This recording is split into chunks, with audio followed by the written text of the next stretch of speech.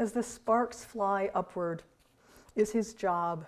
It requires concentration from a man. Or some women try. They can a little, but you know, this one's really no one else's. Not flying a plane, not picking a brain apart, the solemn, decent job of a man, and by God, he'll do it. It will kill him. At the end, he'll lie down, eyes rolled back in his head. As leaves creep up sticks and bombs fall to sing, a man is born to a job.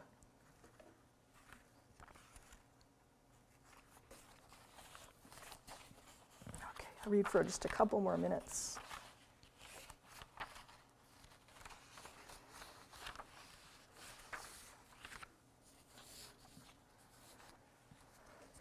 Nor discover his father's skirt.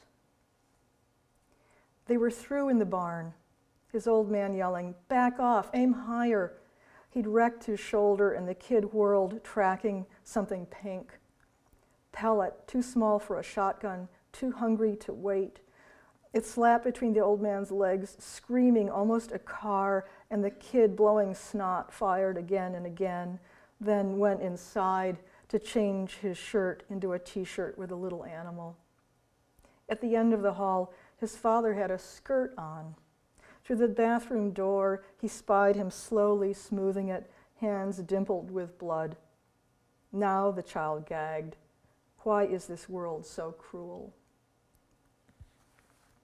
I wrote this piece after I'd been working with some kids in an after-school program, and an 8-year-old came up to me and described what it was like to shoot a pig for his disabled grandfather. So that's what happens there.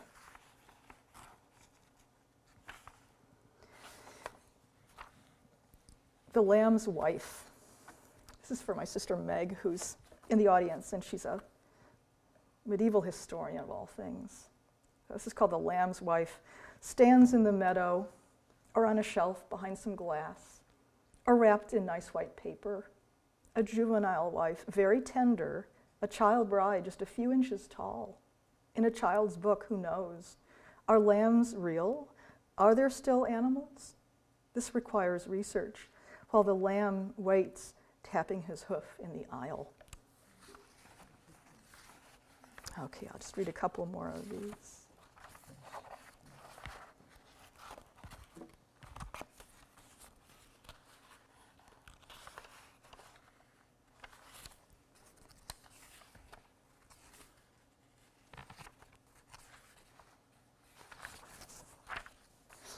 There fell a noisome and grievous sore.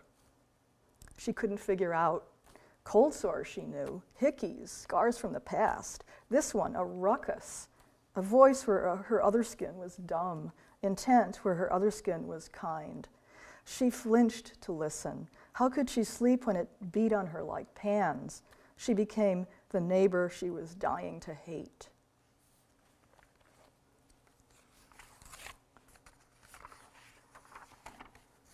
And I'll read just 2 more.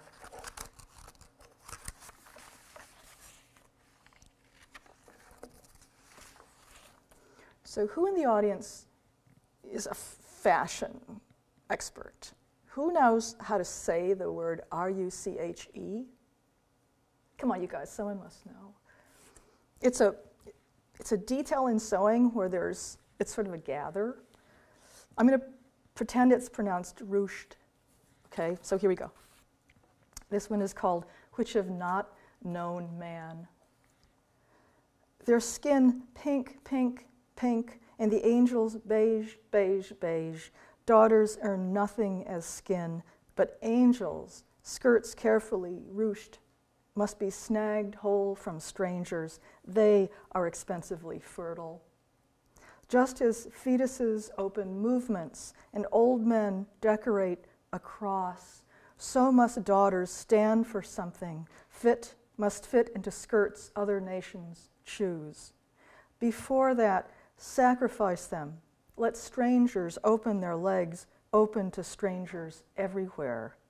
Their skin is ugly, sewn into lampshades. It throws an ugly light. So tear it joyfully, and leave the angels alone. And this is the last one. Behold, he cometh with clouds.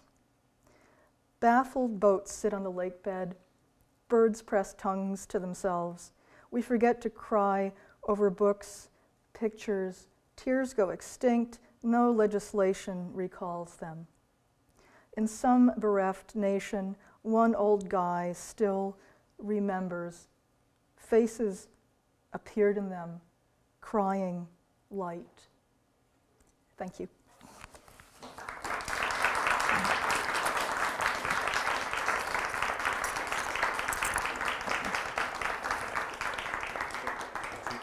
Will you take questions? I'll take questions.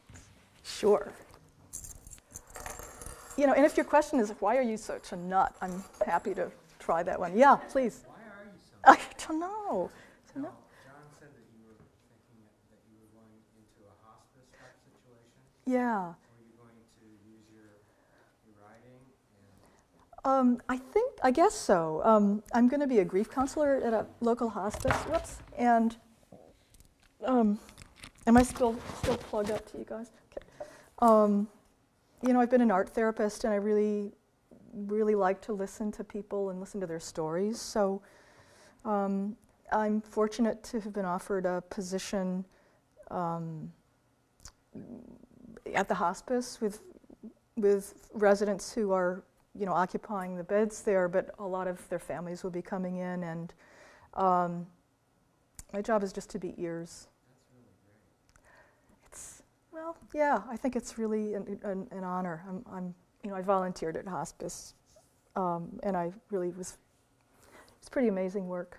Isn't there also a writing project associated with that? Yeah, they have a support group called Writing Through Grief, and I think I'll be leading that one.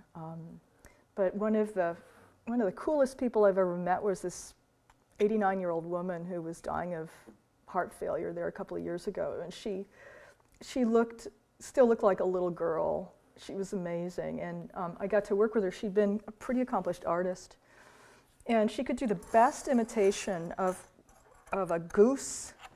When she was little, she used to get in a lot of trouble with the animals. She was always teasing them, so she would take a piece of corn and tie it on a string and lead it for this goose, and the goose would swallow it, and then she would pull it back up. And it's a little tiny old lady, and she'd say, the goose would go along and it would go, whoop. So every time I saw Norma, it would go, whoop, whoop. And, you know, I thought, all right, she's great at geese. We're going to get along just fine. And she lived for 3 or 4 months drawing and writing hilarious things.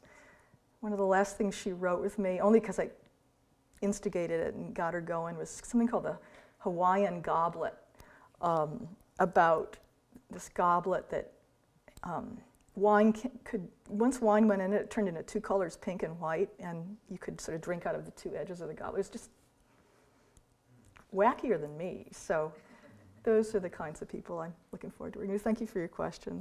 I know I'm making light of it, but I'm a little nervous. You know, it's a pretty big responsibility. Any other questions about hospice or about Wisconsin or about...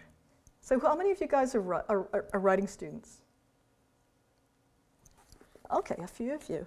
What are the rest of you doing here? What are you doing here? So what else are you guys studying? So writing, you guys look like students. How about the other folks back there?